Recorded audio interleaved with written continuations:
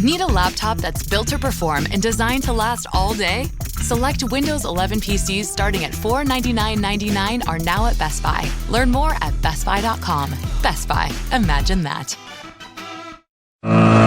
Katz and Cosby, entertaining and informative on the Red Apple Podcast Network. Well, let's go to KT McFarland, former Deputy National Security Advisor. And President Trump clearly is fed up. You probably saw this latest comment that he put out there, KT, and it's a doozy. Yeah, well, you guys are all right. John, if they get out of line or screw up or whatever they're going to continue to do, I think President Trump then has the world with him when he responds. And I think that the target will be the IRGC leadership. And here's why. There are two groups, there are probably a lot of groups in Iran, but there are two main groups. And Trump is negotiating with the so-called moderates. They're not moderate. They're all crazy and crazier. But he's the pragmatists who know they have a country to run. That's who he's negotiating with. The guys who want to sabotage this are the IRGC. Yeah, no doubt. No doubt. And so what they're doing is the IRGC kind of, nicking in here and a little something there, and they know that if they kill Israelis, that Israel has to respond. And then Iran can say, or the IRGC in Iran can say, oh, see, they've broken the ceasefire. So they're looking for a way to sabotage the same way that in early October, before the October 7th attacks, Saudi Arabia was about to join the Abraham Accords.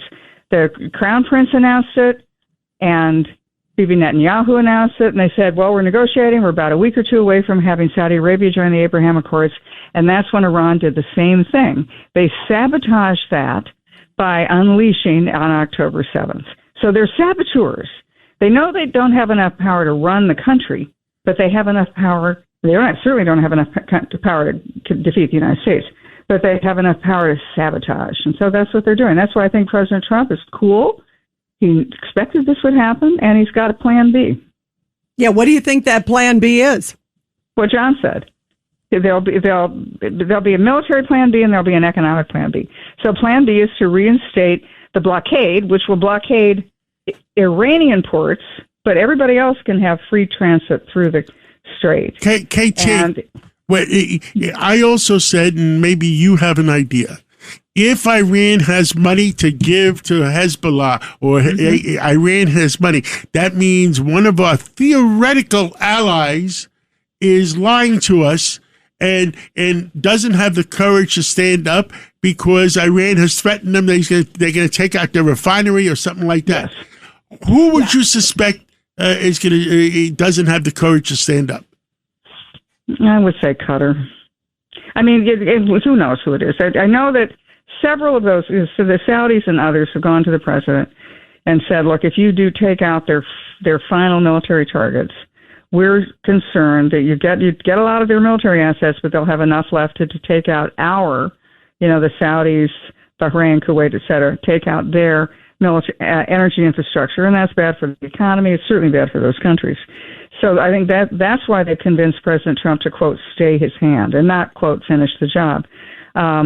Will Iran do that? Yeah, I'm sure they will. But what Iran has done very foolishly is early on in the war, when they were trying to hit anybody they could, they hit those luxury hotels in Dubai. And what happened was that the Emirati banks, which is where a lot of the Iranian offshore kept, especially the IRGC money, they went to the U.S. Treasury and said, okay, here are the books. We're opening our books to you. You can see where the IRGC keeps its money. And then the second thing that the crypto world did was that somehow the U.S. Treasury has figured out how to assess and access the crypto accounts of the IRGC because they were money laundering. And those things have been shut down. So if Iran starts to be tricky, if the IRGC tries to be tricky, we can not only militarily attack them, the way John said, and I think that the target will be the IRGC leadership, and the other target will be the IRGC's bank accounts. Yeah, and that is the big deal. What do you make of the fact in this message, and we were just talking before the show, it's fascinating because he's clearly furious when he says they are finished, and then he says we'll play out the 60 days. So how do you read that? I think President Trump is trying to get in the head and scramble the brains of the IRGC and the Iranian leadership. That he's trying to, people say, oh, well, Iran's trying to drive a wedge between the United States and Israel. Well, I think President Trump's trying to drive a wedge between the different groups in Iran. President Trump could, within a few hours, take out the military targets that we've talked about. And John is right.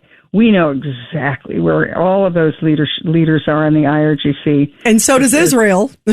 Israel knows where they are, too. I mean, I've seen those satellite pictures. We can read, like, the name tags on somebody's jacket. We have such unbelievable satellite capability of knowing where they are. So would these guys be taken out? Yeah, be taken out in a heartbeat. So as Trump says, we've gotten we killed off the tier 1, then tier 2. Now we're under the tier 3 leadership. Well, we could just go tier 4, tier 5. Yeah, and let's hope we do that soon. Go ahead, Ed. KT, there's a basic military question here, and I don't know if you have the answer or not, but maybe you've heard.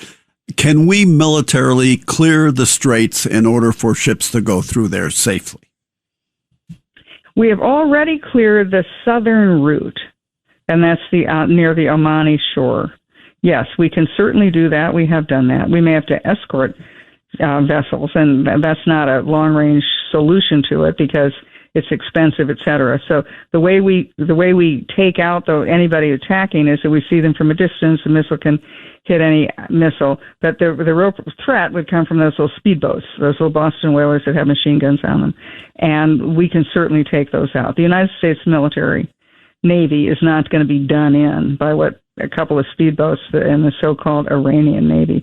So we have the ability to do it. The northern route, on the north side of the strait, and that's the one closest to the Iranian shore, is more problematic for the reasons that I've just said. It's those little speedboats and Boston whalers that are hiding in coves, and they could come out and attack a ship. So the problem is not that we couldn't defend it and we couldn't clear it. It's what are the insurance companies going to do? Because if the insurance companies won't insure those vessels because they think there's some risk, then it is effective as if the strait was mined. That's why I'm very surprised when President Trump, remember when he said a couple weeks ago that, well, we, the United States, would give the insurance policies, exactly. Policies for those ships, and sort of nothing happened with it. Yeah. I would hope we revisit that. Hey, KT, one thing, and Ed and I, we were talking about this earlier. I don't know the answer to this. We don't. Have there been any Iranian ships that have gotten through? Have they been able to move their oil at all since this deal? 100% no. They have been absolutely bottled up. They've said a couple of times, the Iranians have said, oh, we got our ships through. No, they didn't. The Central Command has said that any Iranian vessel, whether it's an oil tanker or some other ship, carrying consumer goods, does not get into the Iranian harbor or out of the Iranian harbor. But what about now that they signed this memorandum, though? That's what we're asking. I don't know. President Trump said that it's, what did the vice president say? That it was signed 2 days ago and then today it goes into effect. So are we letting ships in? I'm not sure. I haven't looked at the last sort of 6 hours. Are we letting vessels in or out?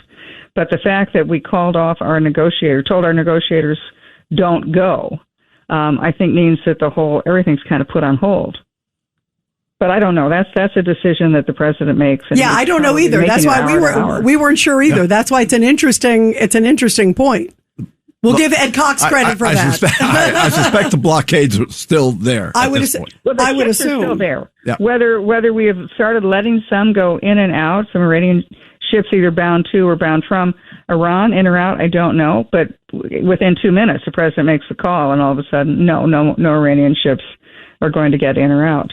So our armada is still there. Our military capability is there, and they're probably all itching to resume the blockade. Yeah, it's going to be fascinating to see where it is. As John was saying, it's a roller coaster. Yeah, it changes every hour on the hour. So I ask everybody out there, don't get excited.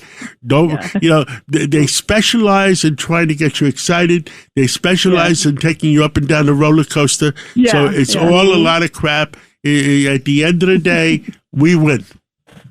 Totally. I mean, we completely win. But you're right, John. There's a lot of vested interest in taking us up and down the roller coaster. And the roller coaster, that is the best explanation. That is the best way of envisioning what's happening right now. We'll go up and down that roller coaster for another couple of weeks. Buckle up, right? Buckle up. Well, it'll go down. It'll be. What happened to the merry-go-round, though? That seems to me it's also a merry-go-round. Yeah, it's a little bit of that too. That's true. A little bit of that. KT, thank you so much, and have a great weekend. And we'll see where the roller coaster goes. Thank you so much, Happy KT. Father's Day, John, and Thank all you. the rest of Yes, the and all the other guys here too. Absolutely, all the other fathers. And to your wonderful husband too, KT. Thank you so much.